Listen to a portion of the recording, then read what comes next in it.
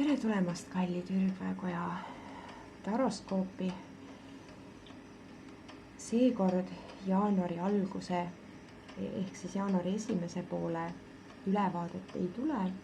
Selle asemel on siis iga tähtkuju jaoks terve aasta lühiülevaade või kokkuvõttev ülevaade, mis siis on peamised nii-öelda lähtepunktid või infopunktid meie jaoks. Ja ühtlasi soovin teile arendavat ja edukat 2020. aastat. Paljude jaoks toob see tõesti muutusi, võib-olla isegi sellist nii-öelda tugevat maailma vaadete või siis nägemuste muutust. Ehk siis olge avatud kõigele ja elage vähem selles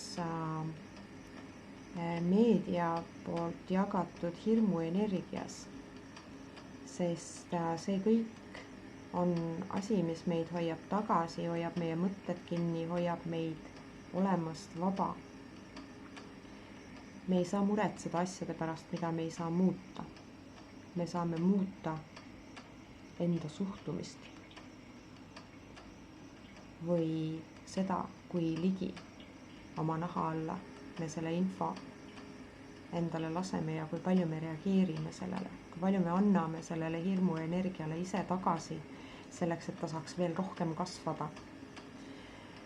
Kuna nüüd minu käest on küsitud, et kas ma palun vaataksin nii-öelda üldiselt Eesti jaoks ka 2020. aasta võib-olla muutusi või infot, siis ütleme nii, et ma nagu poliitilisest seisukohast ei poolda seda, et me vaatame ühe riigi nii-öelda tulevikku, kuna me oleme kõik seotud omavahel, siis ma eelistaksin vaadata nagu üleüldist maailma siis nii-öelda arengut või tulevikku siis aastal 2020, mis loomulikult on ka Eesti ja meie kõigiga seotud. Me peame mõistma seda, et siin väikeses Eestis tehtud otsused on väga rohujuure tasandil tehtud otsused, mis tegelikult ei mõjuta nii palju, kui mõjutavad ülejäänud maailmas tehtud suured otsused. Meie lihtsalt lainetame kaasa nendega. Ja seetõttu nende siin kohalike asjade pärast muretsemine on üsna aja raiskamine, sest see just toidab kogu seda hirmu teemat ja pigem peaksime suunama pilgu sellele, et kogu maailmas oleks see tasakaal ja rahu. Ja senikaua, kui me siin oma õue all pusime, siis me ei näegi seda, mis on kaugemal. Ja ka kaugemate asjade pärast ei tasu muretseda, sellepärast et ka seal me ei saa tegelikult midagi muud muuta kui seda, et kas me anname seda muretsemist ja seda hirmu neile, et nad saaksid veel kasvada, et sellega saaks veel rohkem nii-öelda toita ja hirmutada või me ei anna seda sinna. Ehk siis vaatame just nagu terve maailma mastaabis, mida 2020 toob, kuna soov oli selline. Nüüd kõikide tähtkujude juurde, nagu ikka, on lingid siinsamas allpool. Soovin teile vägevat ja muutuste rohket ja avardavat 2020. aastat. Olge hoitud, hoidke ennast alati ka ise. Ja siin on siis maailmakaardid.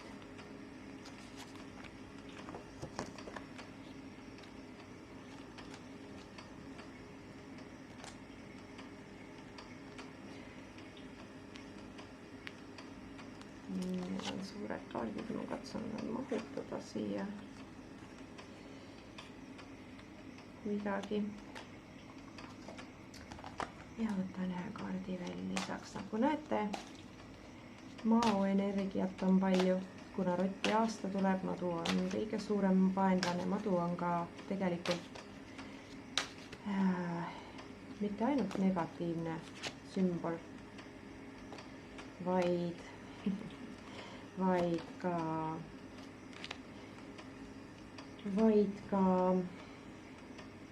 sümboliseerib siis lõpmatust ja just seda maailma nii-öelda ringlemist, uuesti sündi ja nii edasi, kuigi siin kohe esimesel kaardil on näha ebaõiglus ehk siis varas, kes võtab sealt, mida ei peaks võtma. Noh, maailmas see ju tegelikult ka toimub, see ei ole üllatus, et need, kes on pumba juures, need pumpavad eelkõige enda ja oma nii-öelda lähedaste taskusse avalikult või salajaslikult. Aga sel aastal siis tõenäoliselt tuleb ilmsiks mingisugune suurem tegija maailma mastaabis, kes on siis kuskile midagi kõrvale pannud. See tähendab seda, et keegi riputatakse lihtsalt naela otsa häbiposti selleks, et varjata võib-olla mingisuguseid muid tegevusi kuskil. Et leitakse loll, kelle kaela siis ajada mingisugused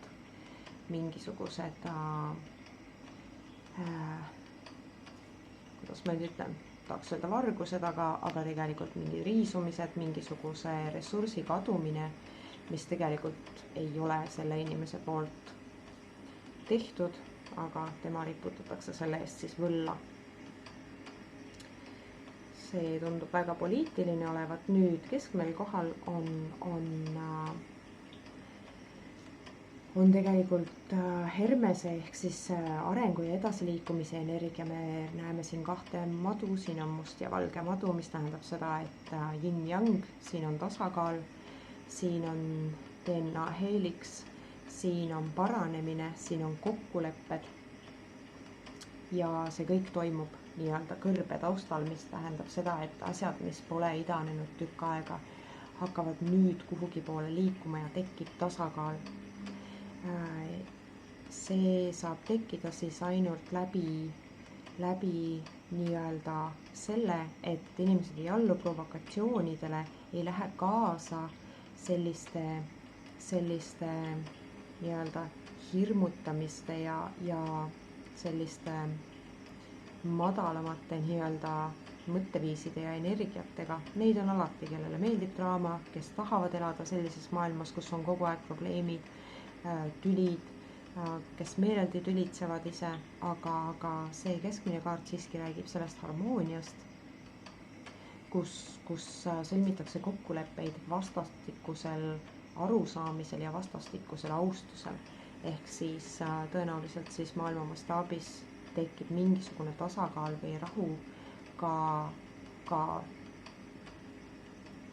asjaoludes, mis ei ole senini olnud nii-öelda tasakaalus. Ühtlasi tähistab see ka tõenäoliselt mingi kahe suure nii-öelda jõu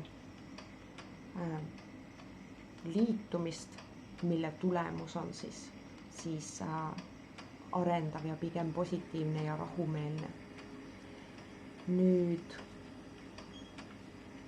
siin me näeme ka raskusi. See tähendab seda, et kes kannab kogu seda raskust, see on vundament, see on inimesed, need oleme kõik meie siin nii-öelda rohujuure tasandil, kelle õlul on kogu see taak ja meie enda nii-öelda teha on see, kas me võtame selle endale kanda raskusena või me saame aru, et me just nagu ei pea seda üleval hoidma või seda enda kanda võtma. See on enese asjatu ohverdamine, just nagu Kristusele pandi pähe okkaline kroon. Ja tema kui kõige suurem nii-öelda ohvri etalon meie kultuuriloos siis siin on näha see iseenda ohverdamine millegi üleval hoidmiseks, mis tegelikult ei sõltu meist ja on pigem meile endale valus, kui mujal toimuvad muud asjad, kui me saaksime sellest olukorrast minema kõndida, las need okkad jääda siia ja me saame midagi enda jaoks oluliselt lihtsamat või meeldivamat teha, selle asemel, et ennast siin magamata hoida asjade pärast, mida me reaalselt muuta ei saa. Me saame muuta ainult seda olukorda, mitte seda, mitte seda, mitte seda. Nii, aasta lõpupoole siis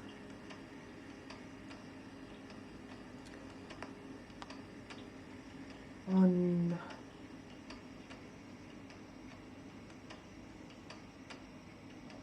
kõige lihtsam vast öelda, et kui aasta keskpaiku alguses on segadused, jamad, keskpaiku on pigem selline tasakaalustamine, siis aasta lõpul hakatakse ehitama midagi hoopis uut. Ilmneb kuskilt keegi uus, noore energiaga, noore mõtlemisega tegija, kes siis hakkab ehitama hoopis midagi muud, hoopis teistmoodi. Ja sellega siis väga paljud nii-öelda massid lähevad kaasa. Kas see tegelikult on teistmoodi? Ei pruugi olla. Kas ta tegelikult ei taha mitte jälle enda asja ehitada selle varjus? Ei ole samuti kindel.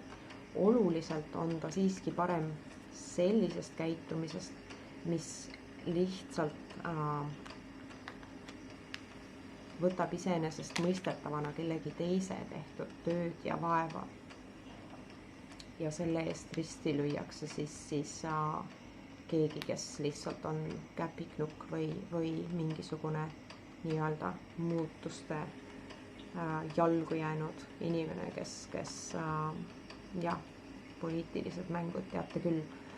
Küll aga aasta lõpeb ehitamise energias, mis siis toob hästi palju lootust kaasa inimestele ja need okkad peaksid siis, kes need tahavad hoida, saavad hoida, aga see muretsemine on aasta lõpus oluliselt väiksem nende kokkulepete ja muude asjade valguses.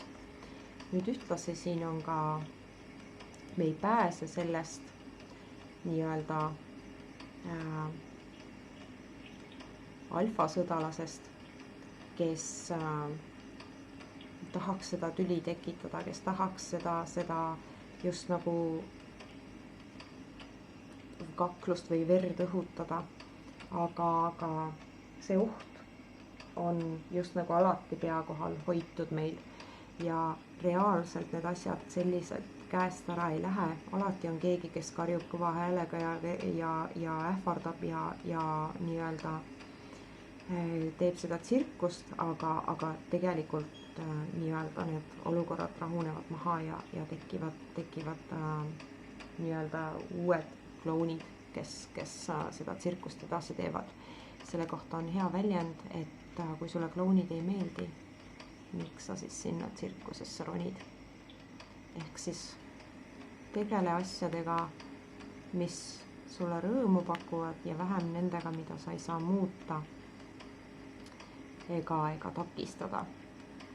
Need hirmud hoitakse meil pea kohal nii ehk nii ja see on meie enda teha, kui palju me võtame seda enda kanda. Ilusat 2020. aastat teile ja muretsege vähem, laske rohkem vabaks oma mõtlemist, tooge välja enda sisemine laps, naerge, tantsige, laulge, ärge kartke ennast teha lolliks, sest kõige suurem kahetsus surivoodil statistiliselt on kahetsus selle üle, et ma oleks võinud teha, ma oleks saanud minna, ma oleks võinud minna, ma oleks võinud olla, oleks võinud julgeda. Ärge oodake nii kaua, et te peate kahetsema. Aitäh, olge hoitud ja hoidke ennast alati ka ise.